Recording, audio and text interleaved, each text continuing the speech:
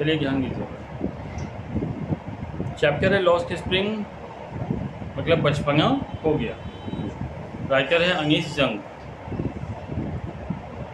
Sometimes I find a rupee in the garbage. Garbage मतलब कचरा। कभी कभी मुझे कचरे में 1 रुपया मिलता है। Saheb belongs Saheb longing for school. Saheb school के लिए तड़प रहा है।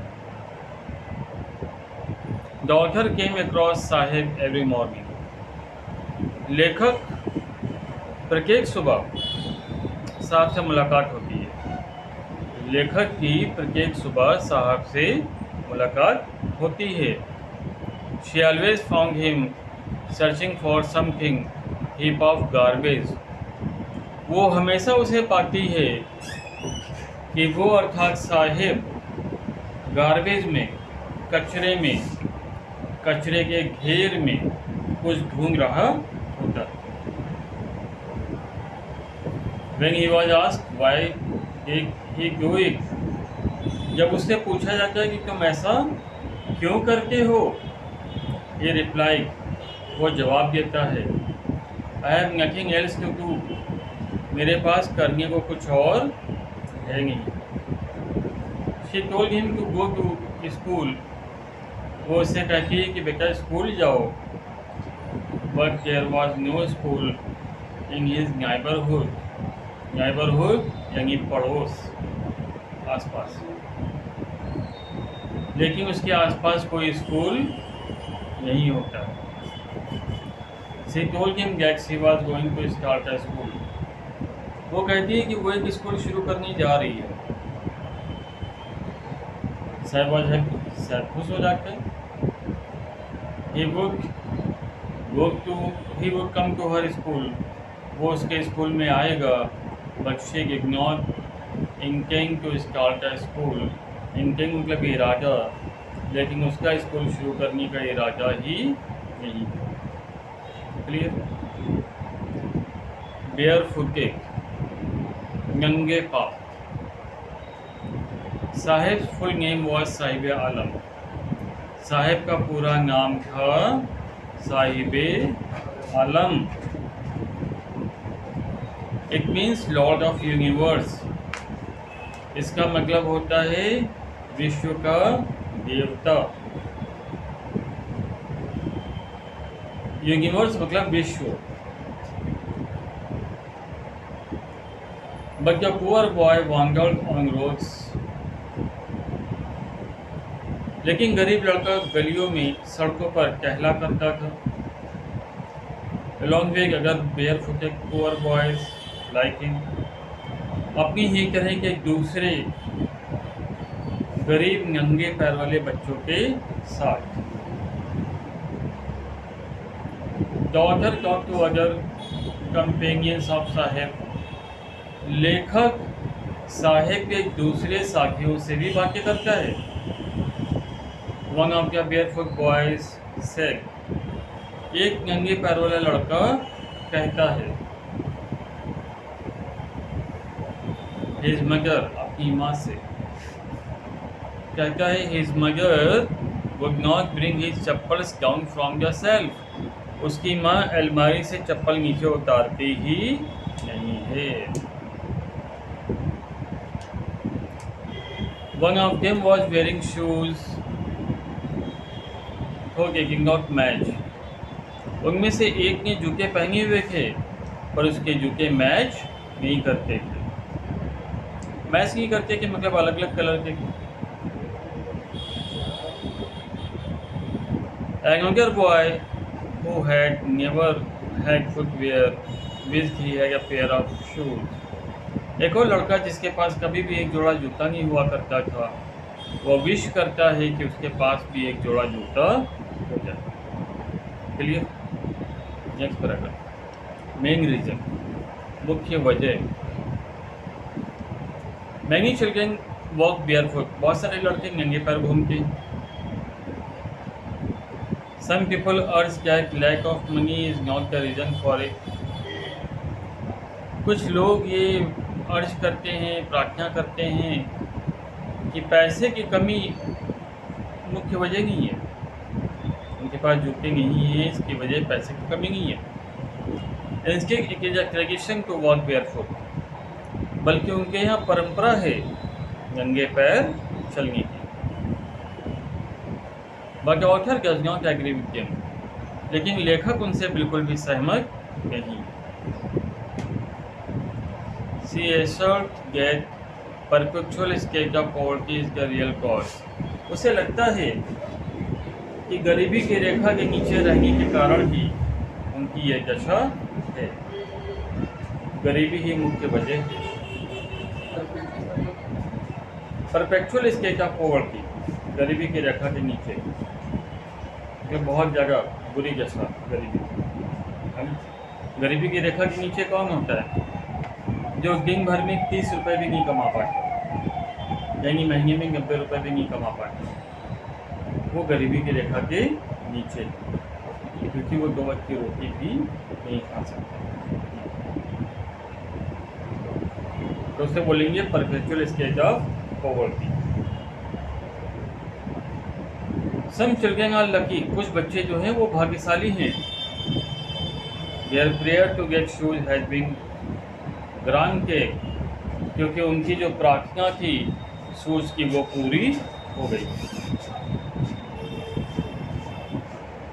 But the rag pickers remain बेयरफुटेड, लेकिन रैग पिकर्स मतलब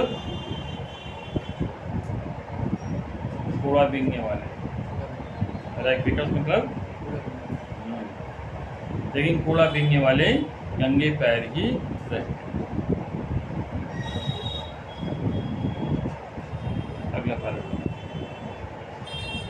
विजिट टू सीमापुरी, मतलब सीमापुरी पहुँच गए।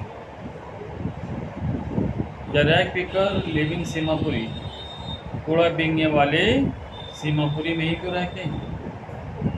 सो ऑथर वेंगियर, तो लेखक भी वहीं जाता है। Seemapuri is very close to Delhi, Seemapuri Delhi के बहुत करीब है।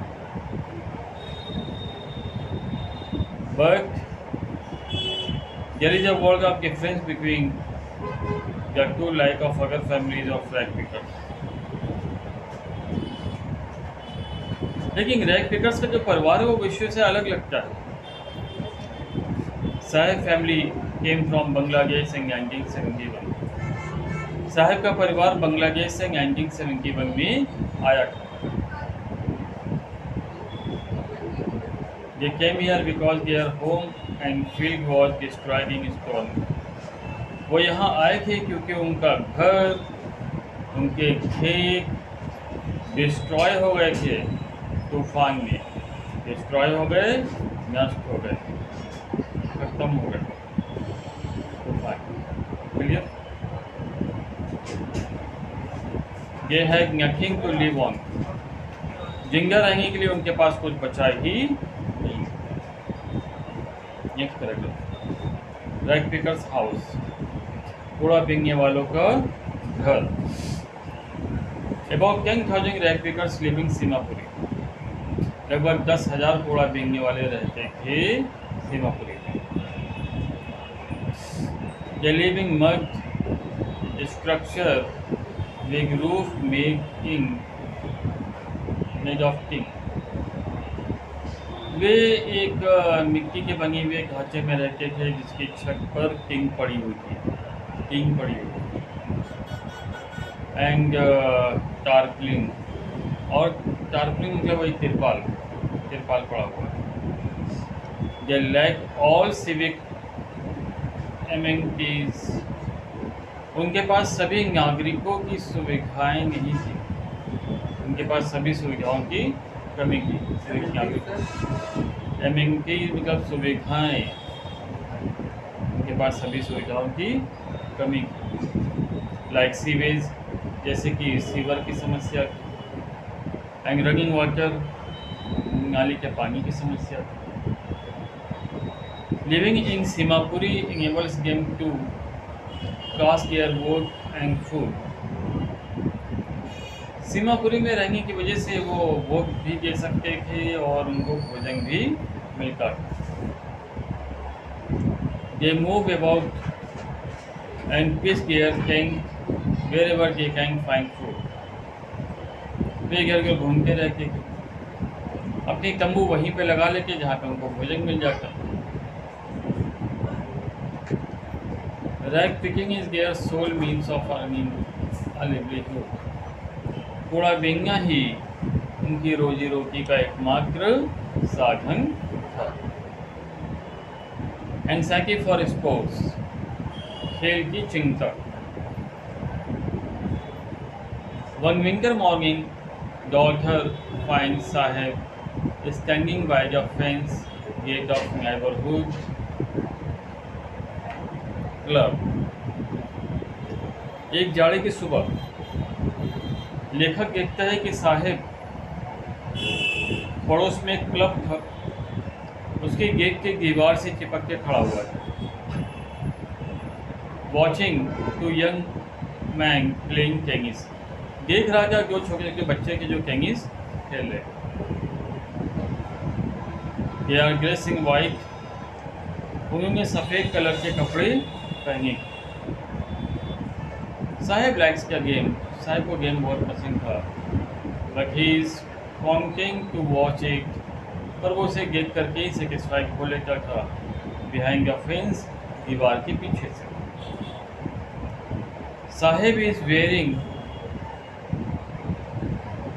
डिस्कार्डेड एक टेनिस शूज। डिस्कार्डेड मतलब त्यागे हुए। साहिब ने त्यागे हुए टेनिस के शूज पहने थे। त्यागे हुए मतलब जब किसी ने फेंक दिया, साहिब ने उठा के उसको पहन लिया, है ना। तो साहिब ने त्यागे हुए टेनिस के शूज पहने थे। That look strange over his discoloured shirt and shoes, जो उसके डिस्कलर यानी जिसका कलर उतर गया हो उसे कहते हैं डिस्कलर। तो उसकी जो शर्ट पहनी थी, जो शॉर्ट पहनी थी मतलब नेकर पहनी थी, उसका कलर उतरा हुआ था और उसके ऊपर शूज़ बहुत ही बेकार लगा। For he has walk barefoot. For के बाद क्या लिखा हुआ है? For one who has walk barefoot. और इसी वजह से इन लोगों को नंगे पैर घूमना पड़ता है। Living shoes with a hole is a dream come true. अगर उन्हें जूते मिल जाते होल वाले भी तो भी उनका सपना पूरा हो जाता। But tennis is out of his reach, लेकिन टेनिस खेलना यह तो उनकी पहुंच से बाहर है। साहेब अ सर्वेंट, साहेब एक नौकर बन गया। This morning Saheb is on his way to the milk booth. इस सुबह साहेब मिल्क बूथ जा रहा है। मिल्क बूथ या फिर दूध बेचा जाता है ना। इस सुबह साहेब मिल्क बूथ जा रहा है। In his hand is a steel container, उसके एक हाथ में स्टील का एक बड़ा सा बर्तन था। कंटेनर बड़ा सा बर्तन। ये works in a tea shop, वो एक चाय की दुकान में काम करता है। पेड 800 रुपीज़, 800 रुपया उसकी तनख्वाह थी। एंड ऑल हिज मील, और दिन भर में सारा भोजन भी उसको मिलता। Sahib is no longer his master, अब साहिब अपना मालिक नहीं रह गया। His face has lost the care free look, उसके चेहरे से जो चिंता मुक्त लुक था, फ्री लुक था, वो खो गया। He does not see working at the, he does not see के बाद क्या लिखा है? Happy working at the tea stall. चाय की दुकान पे काम करते हुए वो बिल्कुल भी खुश महसूस नहीं करता। क्लियर? पार्ट 1 पूरा हो गया, समझ में आ गया आपको?